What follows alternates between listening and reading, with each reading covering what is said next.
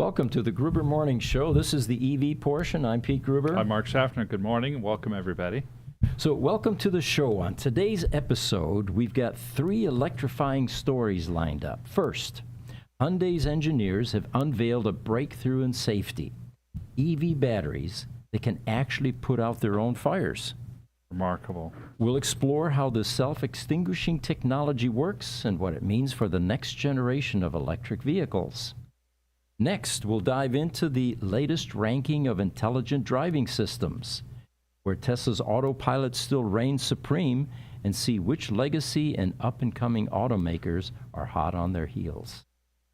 And finally, we'll relive a real live action scene. A Tesla Cybertruck allegedly flipped off the road on a freeway in a road rage incident. We'll walk through what happened, pour over witness reports, and discuss how EV design held up in this dramatic flip-over crash. So stick around. Let's jump right in. Yes. So the first one, the Hyundai Mobis. Let me get a picture of that up here. There we go. And there we go. All right. Settings are off a bit. Can we get that picture up there, guys? Okay.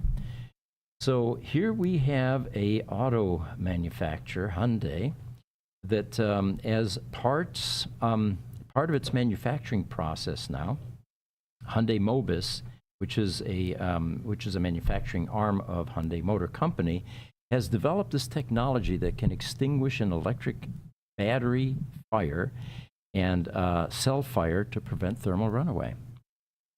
The details are, the system works by spraying a fire suppressant to extinguish a fire within 5 minutes of ignition, before it can move to adjacent cells and spark thermal runaway.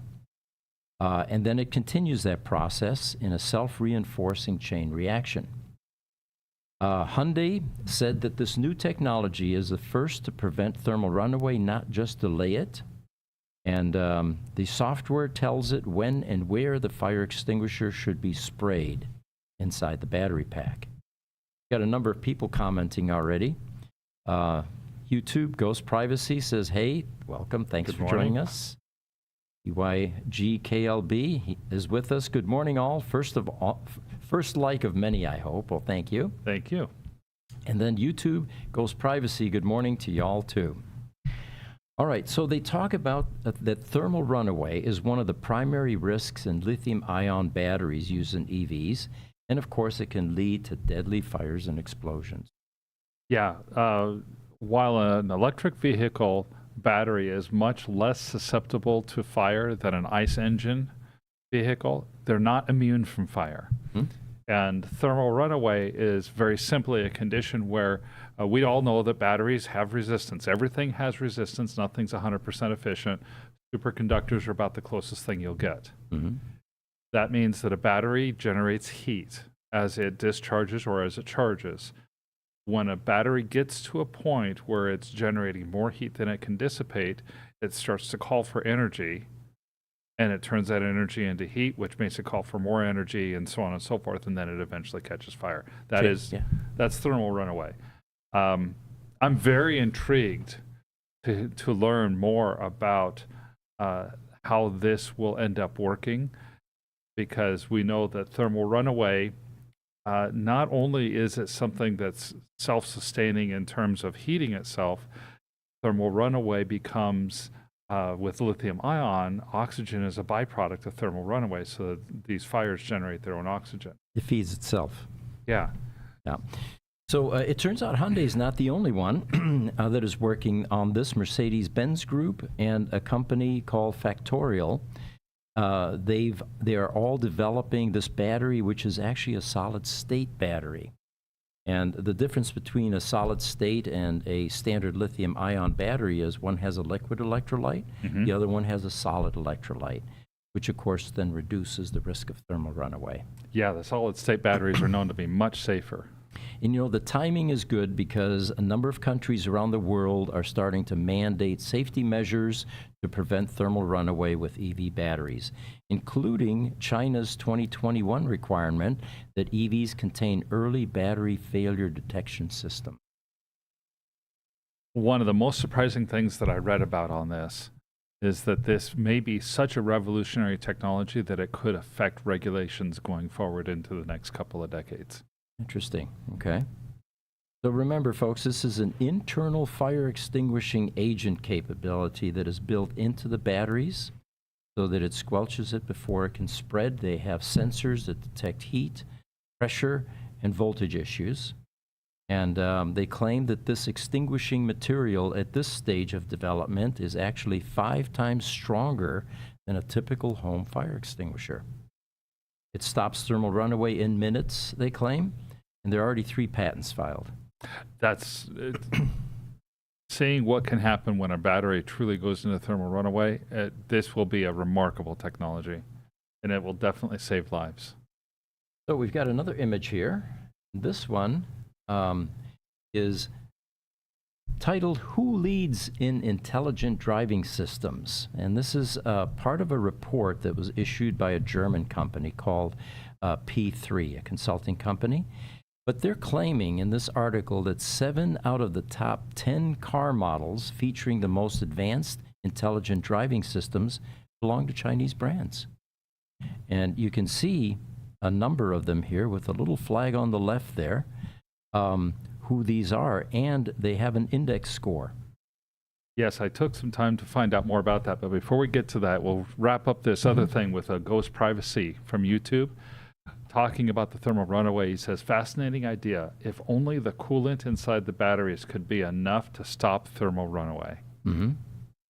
I think the strategy that this particular article talked about is because it prevents a chain reaction. The cells, beginning to all catch fire, that it can contain it much better. That's part of their strategy with this extinguishing method. Yeah, I think that's. I'm excited to see what the future holds for that. Asking the basics, you already mentioned P3. It's a German research, basically intelligence research, automotive industry. They did this research and testing during the Beijing Auto Show last month. So this is very recent. What they're testing specifically is level 2 autonomous self-driving.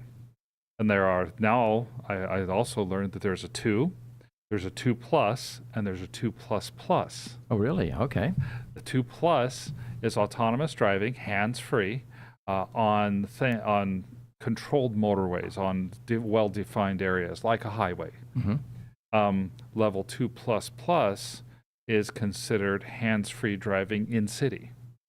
Okay. And they took a number of cars through their paces in Beijing and put them through fairly rigorous tests over a couple of weeks. The scale that we see here is a 1 to 5 rating scale. How well did cars do? And European models averaged about a 3.6 on that rating scale. Okay. And the Tesla Model 3 is also 3.66 on that rating scale. So it looks like China may be in the lead at this point in time with this technology. Interesting. Okay, let's get rid of that chart. One. Another article here is has to do with Google. And Google said it will fund the training of 100,000 electrical tradesmen over the next 5 years in an effort to support America's future AI infrastructure and growing power consumption need. You know, it's no secret that tradespeople are in shorter and shorter supply. For decades now, the momentum has been to get degrees, go to college, and trades have really begun to suffer. Being in the type of business we're in, we're seeing the effects of that. We definitely do. Like this latest maintenance position that has taken us, 6 months to fill? Oh, and it's still not filled. And it's still not filled, no. So this is good news. Google, of course, has deep pockets, and they are willing to embark on this project, which is quite commendable of them. But they said that they are aiming to increase America's electrical workforce by 70% within the next 5 years. And this is sponsored by a philanthropic arm of Google called Google.org. I was unaware that they had such a thing. I was unaware as well.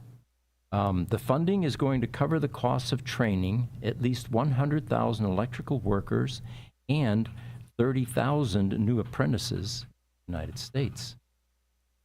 You know, I'm a proponent of this for a number of reasons. In where I grew up, Rochester, New York, we had our traditional educational systems, you know, grammar school, middle school, high school. Mm-hmm. And we had an unusual high school called Edison Technical and Industrial High School, which had been an experiment for about 60, 70 years at that time. And there's a lot of manufacturing in Rochester, Xerox, Kodak, General Motors had some facilities there, Rochester Products, automotive type things. And what this high school did was very unique in that you spent half the day in a trade and half the day in, you know, academic studies. And they had an interesting program. When I got there in 8th grade, it was strictly academic. And then in 9th grade, you actually sampled 12.5 trades. And you spent about a half a month or so, 3 weeks or so in each trade. Okay. Giving you a sense for what kind of a trade career you were interested in. And it was ranging from welding, automotive, electronics, electrical, photography, printing, lithography, you know, a number of different disciplines, even sewing for that matter, in an all-boys high school, mind you. Wow. Yeah. So, and you know, I can't speak enough to the value that that provided for me later on in life. Tackling home repairs that the average person would not tackle because I had some experience. And of course, my technical, you know, career in electronics and computers was all spawned by an interest in that early education. Sure, you weren't afraid. Exactly. That's what I find with most people is that they're afraid and they don't know what they can do because they're afraid to try. Yeah. And it makes people into early entrepreneurs. I remember repairing television sets for the neighbors and relatives. And back then it was a simple process. If you were brave enough to take the back cover off of a television set, you had a little tube map. And what you did was you took the tubes out, all of them, took them down to the local drugstore, plugged them in, and the drugstore tester told you which tube was bad. And then they had excess tubes down below in that tester that you could buy. Oh, fantastic. Simple fix. Yeah, That's very simple.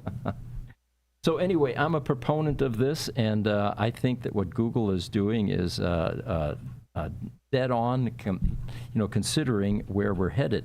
Now, what they say is that they expect to fill this current shortage of electrical workers, which could negatively affect America's ability to build the necessary infrastructure to support AI, advanced manufacturing, and the shift to clean energy. The deployment of AI will grow America's economy, create jobs, and accelerate scientific advances and more. I'm sure it is. Do you remember, probably 10 to 15 years back, there was all this talk about wireless networking. And the fear side of the talk was, well, with wireless networking, you'll never need wires again. And anybody who's in the wiring industry is going to go bankrupt. Right. And we were concerned because we are in the wiring and cabling business. That's right. And what we found was just the opposite.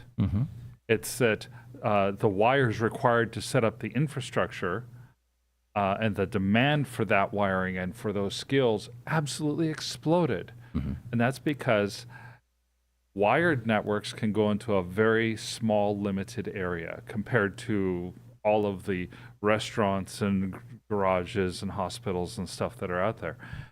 But wireless can go everywhere. But you can't get wireless without getting a wire to a wireless hub first. Yep. This is the same thing to me. Yeah. You know, the trades, the electrician trade is not the only one that we're struggling with, but it specifically here. Artificial intelligence is here to stay. The power usage is taking the industry by surprise. And so there's a huge upcoming demand for electricians specifically but they're for other trades as well. Plumbing, Yes. construction, of course, bricklaying, painting, Cooling. yeah.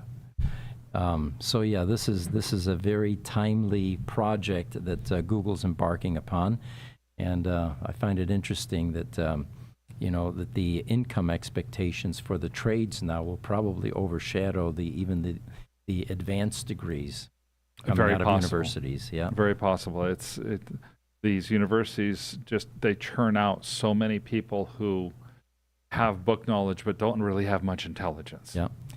YouTube Ghost Privacy makes an interesting point. He says, hopefully China can maintain that, and hopefully those were real-world samples used in testing, because China does like to bend rules and cut corners sometimes. That's a great point. And going back to that car testing, P3 is German, and they received cars from the automakers, from China, from Volkswagen, from Tesla, and they drove the cars themselves over the course of 3 weeks through the city streets in Beijing and the freeways around Beijing. Yeah. So it was not China doing the testing, it was a German company doing the testing. Another good question from Instagram this time.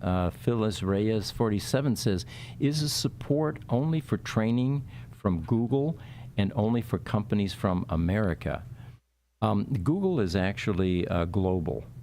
So I would hope that they would, feed the other portions of the globe with this kind of funding and this kind of skills training. I'm hoping so as well. YouTube Ghost Privacy also says you need high-speed cabling for the Wi-Fi. LOL. Yeah, Yes, that's what you were saying. exactly. And YouTube PYGKLB, he says, I found that the manual skills I've learned over the years have made me a better engineer. Very much so. And it's partly what you were saying, the confidence. How many times you see people that, I'm not going to tackle a plumbing project. I have no idea what to do. And, what if I break it? And what if water pours everywhere? And, Yeah. it's a confidence issue more than anything. And I think that's what these early training, programs give you, is a sense that it can be done and you can do it. Yeah. And to at least tackle it and try. It's funny, the mystique that used to surround technology. Well, I can't do it, I can't touch it, I might break it. Right. Is now the mystique that surrounds some of these trades. And technology is where people are familiar. Right. All right. I have a link here. And from here, I wanted to show the Cybertruck that was just recently run off the road, and some of the footage that came from the... Check your other screen. I think it's on your laptop screen. Oh, there it is. You're right. Thank you. I'm going to move that over here. What we're going to show you is the most recent road rage incident, which appears to be completely unprovoked. And, of course, the final result of that. Can we get that up on the screen here, guys? I'm going to go full screen here. Get rid of the advertisement. There we go. We have a little bit of audio, but not enough for the audience to hear. And here you can see the car at Copart now, or the Cybertruck. So that's the Cybertruck camera is looking backwards. Both sides, yep.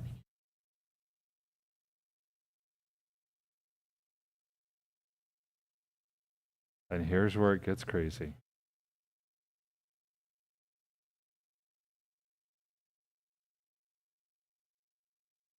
A little bit of a brake check there. He goes to pass.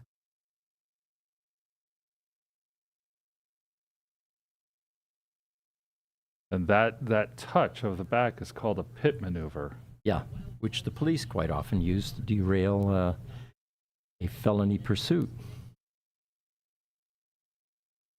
Now, you can also tell that the culvert there is deep enough to where the flip would have occurred. If it was flatter ground, it would have just slid off into the weeds, perhaps. Correct.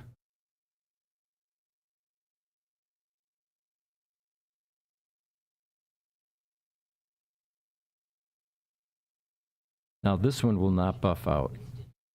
No, I don't think this one will buff out.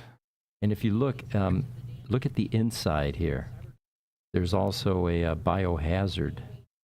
Wow. Yeah, so that's so that particular video is just it's so remarkable. Yep. And apparently Paul, the Cybertruck driver, just kind of minding his business as he's going up the hill. He's passing people because it's an electric vehicle with 1,000 horsepower. And something he did made that Ram driver very unhappy. And of course, the speculation often is that it was merely the fact that he was driving a Tesla, and he's a Tesla hater.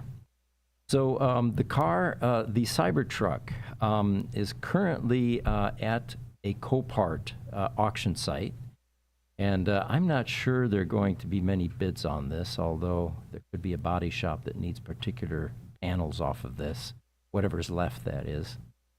But yeah, this is one that's not going to be an easy fix. It was a Ram 1500 that overtook this truck. And thanks to Wham Bam Tesla Cam, if you're interested in viewing this YouTube video, that would be the YouTube influencer that posted this. Now, R.C. Robinson's son on YouTube has joined us this morning, is asking, was that an accident or was that deliberate? Watching the video, it looks deliberate, completely deliberate. The brake check, for example. Yeah. Pulling in front of them. And then the attempt to pass. I mean, the Ram had side view mirrors. He could have seen that was an attempted passing instead of ramming into him. And then the final thing is, if you're involved in a collision like this, you don't just simply hit and run.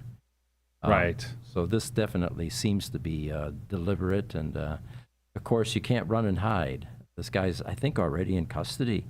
That's my understanding, is that the Ukiah police were able to pull the license plate off the video, and they have charged the driver of the Dodge Ram with vehicular assault. Yeah. So remember, folks, with technology now in vehicles, you can't hide from the camera. They used to say you can't hide from the helicopters if you're involved in a felony pursuit. Yeah. But now it's cameras. Got a number of people chiming in here. He says, Ghost Privacy YouTube, interesting. Okay, that's a good precedent for China then. Yes. Getting back to that earlier topic.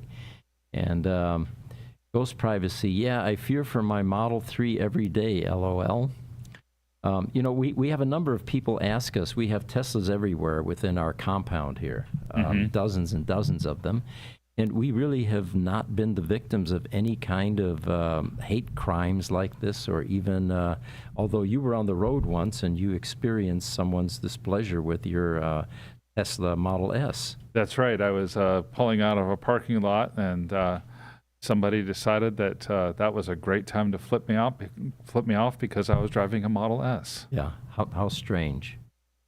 Instagram, Eric Wendler, 1985, says you run an interesting site. Keep up the good work. It's partly because of the feedback from the people that join us every time we do one of these podcasts.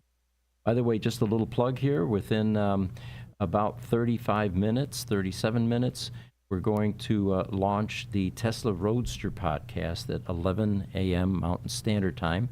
And we do those every couple weeks or so. And today's topic is going to be what is happening to the gearbox as the Tesla Roadsters age. Remember, the Tesla Roadsters have been around since 2008. So we're looking at 17 years.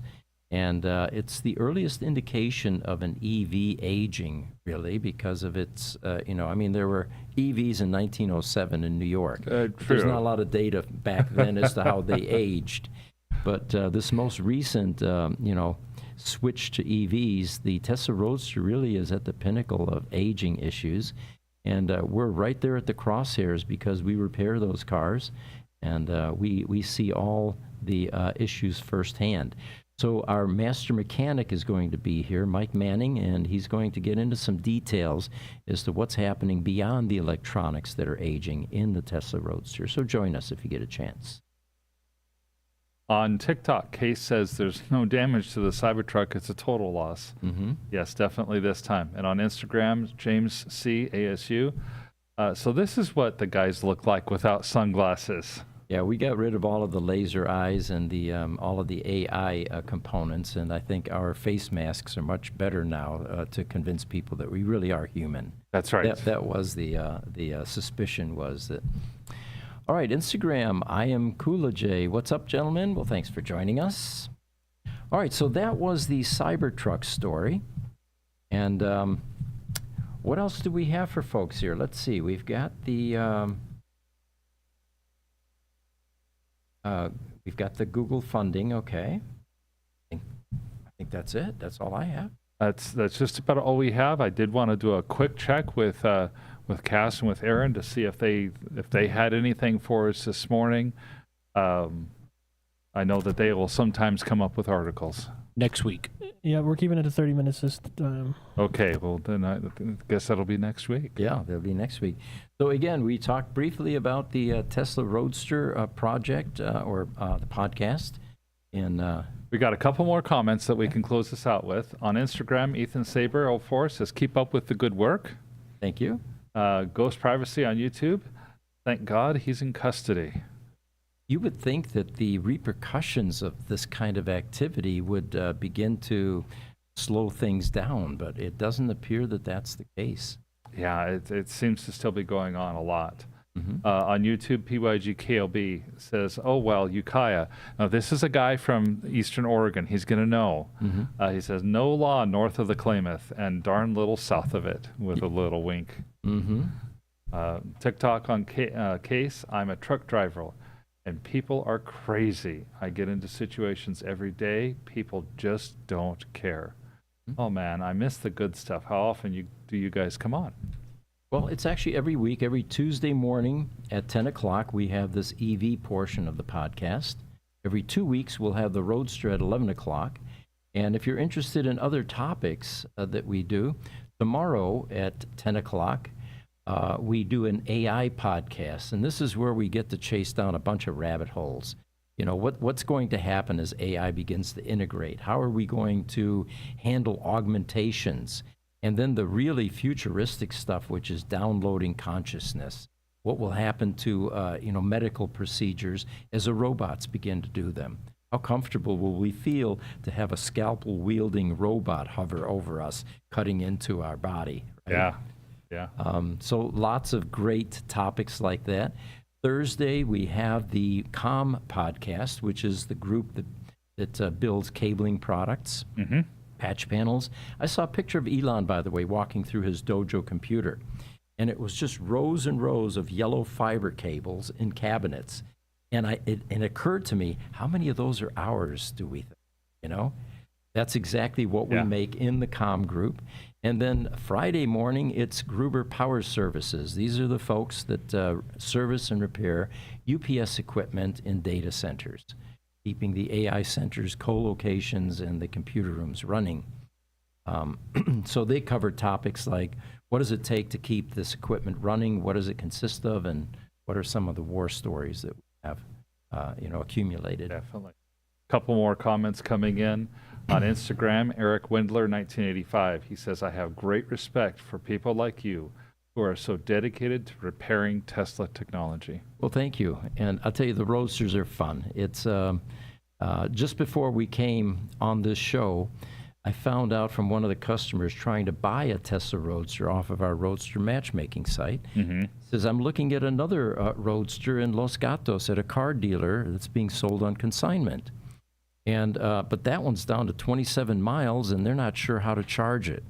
I thought, oh, my God, we're heading toward a bricked Roadster. So just before the show, when I had very little time, I scrambled. I looked up Los Gatos car dealers, Tesla Roadster, and I found luxury car dealers in Los Gatos.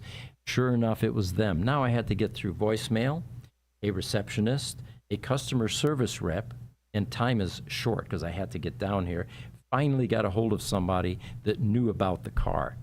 So when I get done with this show, we're going to explore how we can quickly overnight him a charge cable to avoid a Tesla Roadster getting bricked, because that's what happens when you don't charge a Tesla Roadster. All the other Teslas are fine, just the Yes. Roadster. Yes. Ghost Privacy on YouTube has a question for us. He says, oh, that reminds me. Would a 980 motor work in my Model 3 Standard Range Plus instead of a 990? It's a 2021. You know, Mike Manning, our shop manager, is going to be here, also master mechanic. That would be a question for him in about 30 minutes or so on the Roadster Show. Yep. TikTok, Case is coming in. He's saying, is a Cybertruck driver okay? Yes, thank you for reminding us to report on that. He had a bit of, he had a sore back, was about it. And when you look at the inside of that vehicle, in fact, do I have a shot of it? I don't. But if you Google it, the airbags went off. There was some mangled debris inside that cabin. Mm-hmm. Again, it's a testament to the build quality of these Teslas. The windshield was kind of caved in, but apparently the driver was able to walk away from it, and you know, with a little bit of a just sore minor injuries is what I had heard as well. All right, and then TikTok Case says, I want to hear about that. I'll tune in. Awesome topics. Can't wait to hear them. Well, thank you. So again, thank you for joining us. We really appreciate our audience. I'm Pete Gruber. I'm Mark Schaffner. Have a good day.